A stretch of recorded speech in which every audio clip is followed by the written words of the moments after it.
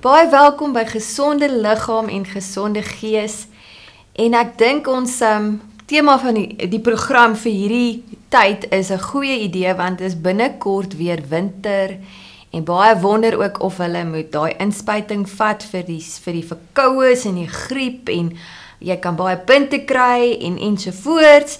En ons gaan 'n bietjie meer gesels oor hoekom word ons siek en die detail daarvan en natuurlik in die ateljee saam met my Dr. Stefan. Baie dankie dat jy kom kuier het. Altyd 'n plesier. En ek weet hy brand om vir julle baie dinge te vertel, so ek kan nie wag nie. Maar ons gaan gesels oor waarom word mense siek? Hoekom gebeur dit? Is dit 'n geestelike ding? Het hulle nou weer sonde gedoen? Jy weet, of is dit 'n amper seker 'n vieslike ding? Party siektes is vieslik, sorry. 'n Vreeslike ding. Is dit 'n emosionele ding? Wat is hierdie siek wees ding? Wat is dit? Vertel vir ons meer. Wat is die uiteinde van 'n siekte? Die dood. Die dood. Ja, So, wat is die grootste vrees? die dood. Ek wil nie doodgaan nie. In COVID tyd het dit vir ons baie mooi na vore gekom. Ja. En dis nie alle siekte wat tot die dood lei nie. Ek meen 'n verkoue is nou nie noodwendig dat hy tot die dood moet lei nie. En 'n toonstamp en so nie, maar kom ons kyk eers wat is die grootste vrees en waar en hoe kom dit vandaan? En die eerste keer in die Bybel wat daar genoem word van dood of sterwe, is sommer al vroeg in Genesis 3. Ja. Right in the beginning. In the beginning. Verstaan? So ek wil hier 'n stukkie lees en soos ek lees, gaan ek hom begin oopmaak. Okay. Want ons sê nou die vrees is ek wil nie doodgaan van die ding nie. Okay. Goed. So Genesis 3 vers 1. Maar die slang was listiger en meer geslepe as al die diere van die veld wat Jahwe Elohim geskaap het. En hy sê vir die vrou: Is dit ook so dat Elohim gesê het, julle mag nie eet van die bome van die tuin nie? Kyk mooi hoe slinks word die vraag gestel. Die eerste ding is, dit is nie volledig alles wat hy gesê het nie. Dit is net halfpad. So Ja. eerstens wil hy jou laat twyfel. So kom ons kyk eers waar kom hy vandaan met sy misleiding en sy twyfel. So ons kyk ook nou na die wapens wat Satan hier gebruik. Right. So in die hemel het hy ook met ander gevalle engele 'n komplot gevorm teen die Vader, want hy het in opstand gekom. Hy wou die troon hê. Hy wou oorvat. Ja. So, maar die gevolg is, en dit is heeltyd sy hart en sy natuur. En hy is toe met die gevalle engele uit die hemel uit, soos 'n weerligstraal neergewerp. Daar gaan hulle. Yes. Wat is die tegniek wat hy op Eva gebruik? Presies dieselfde tegniek as wat hy gebruik het by sy gevalle engele wat saam met hom gegaan het. Kan ons nie net soos God wees nie? Kom ons wees net soos God. Ek wil net soos God wees. En met die gevolg is, dieselfde twyfel en misleiding wat hy mee gevang het, kom hy met die vraag na Eva toe. Is dit nie so dat jy mag eet van al die bome in die tuin nie? Nou wil hy kyk, het sy geluister. En die vrou antwoord die slang, van vrugte van die bome in die tuin mag ons eet, maar van die vrugte van die boom wat in die middel van die tuin is, het Elohim gesê, julle mag nie daarvan eet nie, en dit aanroer nie, jy mag nie eens aan dit vat nie, anders sal julle sterwe. Die eerste plek in die Bybel wat sê sterwe. So wanneer God 'n opdrag gee, en daar is ook 'n straf aan verbonde, dan gaan jy daai opdrag moet volledig uitvoer, en jy gaan by dit moet bly. Ja. Anders is daar 'n straf aan verbonde. Ja, daar's 'n gevolg. Die straf van daai is sterwe. Toe sê die slang vir die vrou, julle sal gewis nie sterwe nie. Kyk na my, ek was daar. Is ek vir jou dood? Lyk ek vir jou dood? Hoekom, wat het sy in gedagte gehad? As ons hierdie ding eet, gaan ons doodgaan. Hierdie is gif. Moet nie dit eet nie. Maar die slang kom met 'n ander soort gif. En hy sê, kyk na my. Ek het nie gesterwe nie.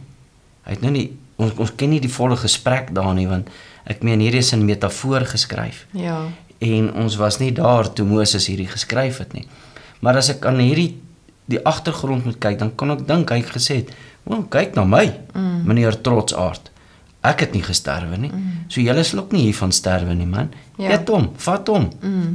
En die ongehoorsaamheid, so eerstens, Misleiding wat die misleiding wat gekom het, saam met 'n twyfel geskep.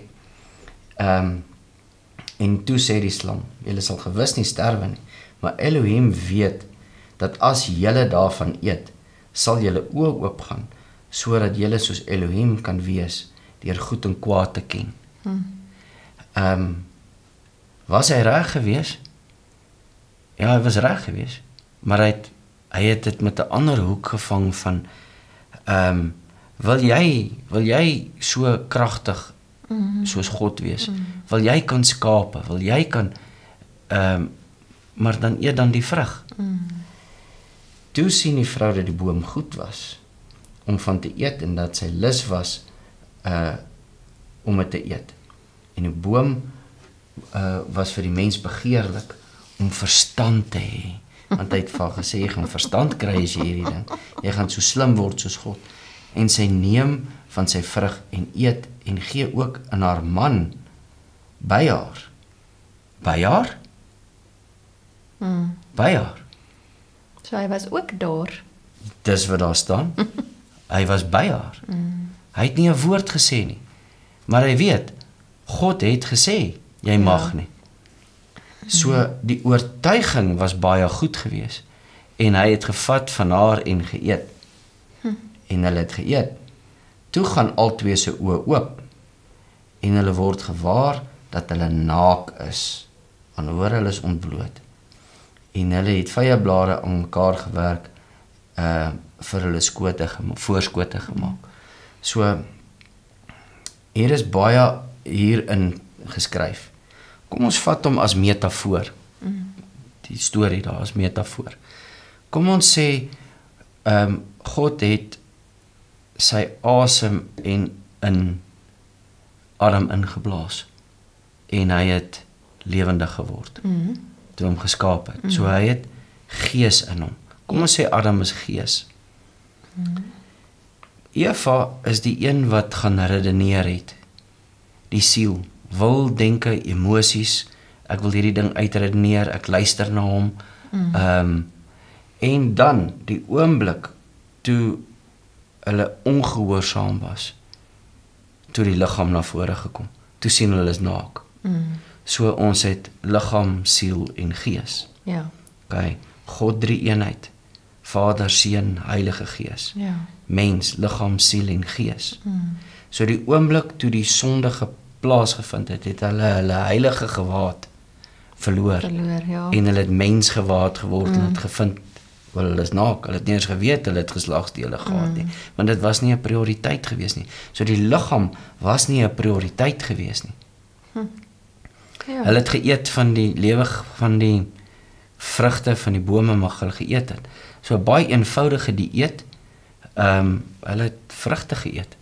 Ja, en hulle was En die liggaam, content daarmee. die liggaam was nie die fokuspunt nie. Ja, dis interessant, nie? Maar die oomblik toe die sondeval kom, toe die twyfel kom, toe kom die liggaam in plek. En toe hulle uit die tuin uitgejaag is, in die sweet van jou aanskyn gaan jou brood win. Nou gaan liggaam operate. Ja. Liggaam gaan nou bietjie begin houe vat. Buig, ja. Verstaan. Wanneer jy die werk moet doen. Ja, so die dood wat plaasgevind het, was toe nie 'n fisiese dood nie. Maar dit het 'n geestelike dood begin, of dit was 'n geestelike dood in die sin van hulle het hulle heilige liggame verloor. So. En toe sit hulle nou met 'n vleesliggaam. En die vlees is nou 'n alliansie tussen die siel en die liggaam. Yes, ja. En nou word ek vleeslik want daar is 'n sielskomponent by en hier's 'n liggaamskomponent by. So, van daar af is die storie nou maklik. Want nou kan bakterieë jou siek maak. Mikroorganismes, kos, wat ook al. kan jou siek maak. En nou is hierdie liggaam nog steeds blootgestel, maar hy is in verhouding met die siel, maar onderdanig aan die gees. Ja. So wanneer jy nou hierdie groot siekte kry, is dit omdat ek gesondig het? Speel sonde 'n rol? Ja, want die woord sê die sonde lei tot die dood. Is dit net geestelike dood of is dit fisiese dood ook? So as ek weet ek mag nie, maar ek doen. Ja. Dis dan ongehoorsaamheid. Dis ongehoorsaamheid. Dan maak ek my oë oop vir sonde, my liggaam ook oop vir beskadiging. Ja. Wat het Satan reg gekry? Hy het reg gekry om eenheid te verbreek. Want daar was eenheid tussen God en die mens gewees. Daar was heiligheid. En die doel van Jesus Christus was om daai heiligheid weer te kom herstel, Ja. die eenheid weer te kom herstel. Om daai pad van heiligmaking te kry, moet ons heilig lewe, sodat jou liggaam 'n volmaakte, lewendige offer vir God kan wees. Nou het jou liggaam die tempel geword. En wie se verantwoordelikheid is dit nou om die tempel in stand te hou? Myne. Besempie, sepie, lappie, maak skoon. En wanneer ek in 'n siekte toestand is, dan moet ek eers die balk uit my eie oog uithaal. En ek moet vir my liggaam sê, liggaam, wat het ek verkeerd gedoen hier? Waar was die blootstelling? Waar was ek waar ek nie moes gewees het nie? Het ek die regte goed geëet? Het ek aanvullings gebruik? Het ek geluister wat die dokter gesê het?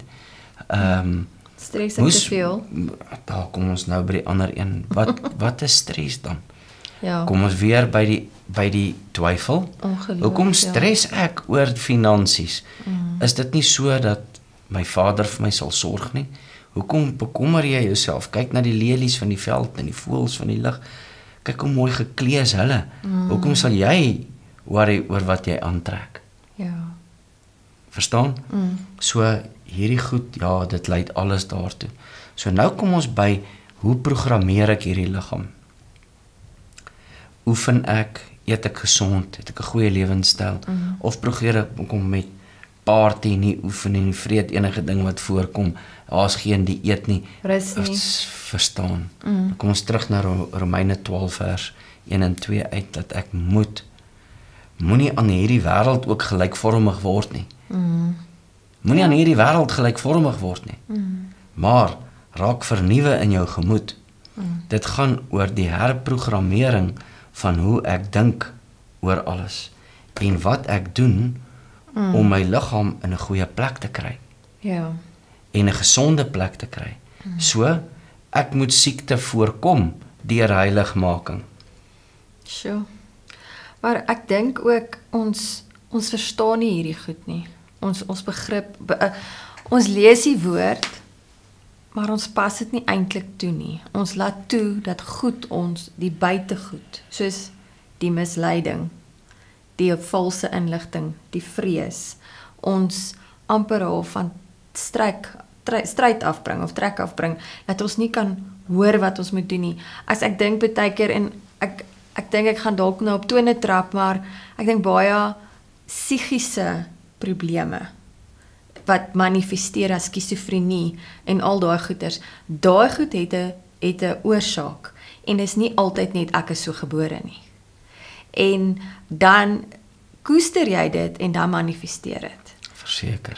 En as ons nie verstaan dat hierdie goed vestings in ons lewens is wat ons moet breek en afsit, dan gaan dit erger en ek dink baie mense wil nie, dis makliker om te sê kom ons drink 'n pilletjie. Dis makliker om te sê ek wil eerder dit doen as om te erken miskien as ek net dalk geluister het of net meer heilig gewees het of hierdie sonde neergelê het of wat ook al. En ek sê nie die Here maak ons siek nie. Dis nie wat ons sê nie. Dit is net dit staan in die woord. Ja, eendag toe julle ruk terug kom daar 'n NG predikant na my toe as pasiënt en hy sê vir my sy sondaande is redelik dood. Hy dink hy die mense al moeg gepreek in die oggend en dan in die aand is hulle nie nog lus om weer na hom te kom kuier nie. Presies tog. Maar hy moet aanddienste hê. Ai. Hy sê en Hosea 4:6 wat ons almal baie goed ken van my volk gaan ten gronde weens 'n gebrek aan kennis. Hy sê Stefan, wil jy nie vir my mense kennis bring? En dan kom jy my sondaande, dan gaan ek 'n klein inleidende preekie, dan praat jy kennis oor gesondheid. Sure. En ja, dit was nie lank nie toe is hy aandiens gevul, want mense is honger vir kennis. En die waarheid. En aan die waarheid. Nou gaan ons na Facebook toe en dan sien jy hoeveel valsgoeters is daar. Ek vertel nou vir mense van 'n foto wat ek gesien het en almal gaan te kere oor die foto. Ek sê kyk na die atleet op die linkerkant, hy 2 regtervoete. Wat? 2 regtervoete? Ja. So daai ding is gemanipuleer. Ja. Dit is vals. So wat is Satan se doel op hierdie aarde is om valsheid, leuns te versprei die hele tyd. So wat is die waarde? En dan mense kyk na programme soos hierdie want ek wil waarhede hoor. En daarom wil ek ook waarhede uit die woord uitbring en nie net mediese waarhede nie. Want mense moet die waarheid weet. Maar want ek wou nou eintlik half ek het 'n vraagie geskryf en hy het vir my 'n paar goedjies aangestuur en toe skryf ek so almal word net siek omdat hulle ongehoorsaam is. En dit is my wat ek jou wou gevra het, maar toe lees ek verder en toe kom ons af, toe praat jy 'n bietjie oor Paulus. Onthou jy? Ja. En dit was vir my hoe kan ek so half sê dit is wat ek dit is waaroor dit gaan vir my. Dit gaan oor verhouding met die Here. Jy moet Meriete, jy moet die woord verstaan. Jy weet presies wanneer jy droog gemaak het. Ek weet presies as ek te veel suiker geëet het oor die naweek, is ek katsonk. Ek voel dit in my brein, ek kan nie dink nie, kan nie konsentreer nie. I know it. So hoekom eet ek suiker? Want dit is vir my lekker. Maar ek moet daai ding van ek moet heers oor die vlees. Ek moet sê okay nee, dis nou genoeg. Kan ek nou en dan 'n suikertjie eet? Ja, met 'n geleentheid, maar ek moet dit my nie oorvreet nie. Maar dis die ding, dis okay. Maar dan het daar jy het hierna iets verwys na hom wat siek geword of jy vermoed hy het siek geword. Lees daar. Maar as mens na 1 Timoteus 5 vers 23 lees, gee Paulus vir Timoteus raad oor sy eie gesondheidsissues, kwale. En hier sê Paulus nie vir Timoteus om sy sonde te bely nie, maar om 'n bietjie wyn vir sy maag. Jy kan nie vir die mense sê hulle moet wyn drink nie. Okay. Maar om 'n bietjie wyn vir sy maag en ander herhaalde ongesteldhede te vat ensovoorts. Selfs arme Paulus het rondgeloop met 'n doring in sy vlees waar almal nog steeds probeer spekuleer wat dit was. So daar het Timoteus wel siek geword. En daar was nie iets in sy lewe nie. Want ek dink baie mense worstel met dit dan kom by mense en sê hoorie maar ek het niks verkeerd gedoen nie. En ek het nog steeds 'n kanker of ek het nog steeds 'n ding of ek het nog steeds iets. En ek dink hierdie was vir my soos of okay, nie almal sondig nie, jy weet. En op die eiland Patmos pik 'n adder hom en hy vat daai adder en hy gooi hom in die vuur. En hy het niks van 'n gif oorgekom nie. So. Verstaan jy? So mens moet heers oor goed, maar daar ook ja, die alkoholiste is nogal baie geneig om daai enetjie aan te haal, 'n wyntjie vir die gemoed. Wyntjie vir die pyntjie. Ja, so ons interessant dat ons altyd die kie agteraan sit om die sonde kleiner te laat lyk en om die probleem kleiner te laat lyk. 'n Ou rookie of 'n wyntjie. As jy dik is, as jy dik. As jy 'n dikkie nie. Sorry, nee. Okay. So, maar ons moet klaar maak, ja. Ons kan baie praat oor siekte toestande en die mens is ook in die wêreld. En jy's ook in die natuur, jy's deel van die natuur en miskien steek jou ook en hy steek my ook. Hy skiep my nie omdat ek heilig is nie. Verstaan jy? My bloed proe net so lekker soos joune. Maar aan die einde van die dag is dit die verdeling wat Satan stoot. Is hy wil jou verdeel van jou liggaam. Hy wil jou 3 eenheid wegvat. Jou liggaam, siel en gees wil hy in 'n verdeling bring. En as die liggaam alleen staan, dan begin ek die liggaam haat. Dan sê ek, kyk hoe dik is ek. Kyk hoe siek is ek. Ek sit nie hierdie liggaam nie. Kyk hierdie kankerliggaam. Ek is kwaad, ek is verdeeld. Daai liggaam is nie meer myne nie. En dan het hy presies geslaag in dit wat hy wou gehad het. En dis ook wat ek hier in Genesis hierdie gelees het. Ja. Daar is krag in eenheid. Jy moet liggaam, siel en gees eenheid wees. My liggaam, oei, ek is lief vir jou. Kom ek smeer vir jou 'n roompie aan, dat die son jou nie so hard brand nie, want ek is lief vir jou. Ja. Kyk hoe 'n goeie ma haar kind koester en oppas en versorg. Dis hoe jy jou liggaam moet oppas, want ons is 'n eenheid. Ja. Kyk, 'n huwelik sonder eenheid is 'n gemors. Ja. So, waaroor gaan dit? As hy die eenheid kan breek. Die eenheid tussen liggaam, siel en gees. Moenie die gees verwaarloos nie. Kry die siel in herprogrammering. Kry die liggaam en voed hom wel. Kry jou eenheid terug. Ja. En daar's vir jou genesing. En jy sal nie siek word nie. Sjoe, dis En jy vat die adder en jy gooi hom in die vuur. Hy het hom gepik. Sjoe. Gif het hom niks gemaak. En ek dink dit is daai geloof wat ons moet begin hê en ophou toelaat dat ons geboelie word. Maar hoe kan jy daai geloof hê as jy nie eenheid het nie? Ja, en as jou gees nie gevoed word nie met die waarheid nie. Net soos wat jy die gees voed, die siel herprogrammeer en die liggaam voed. Dit is jy moet tyd spandeer by God se voete vir verhouding sodat jou gees kan groei. Klaar, hier is sy voete. Weet jy, ons kan nog baie hieroor gesels, maar ons tyd is op. En Wikus gaan ons met goed gooi van agteraf.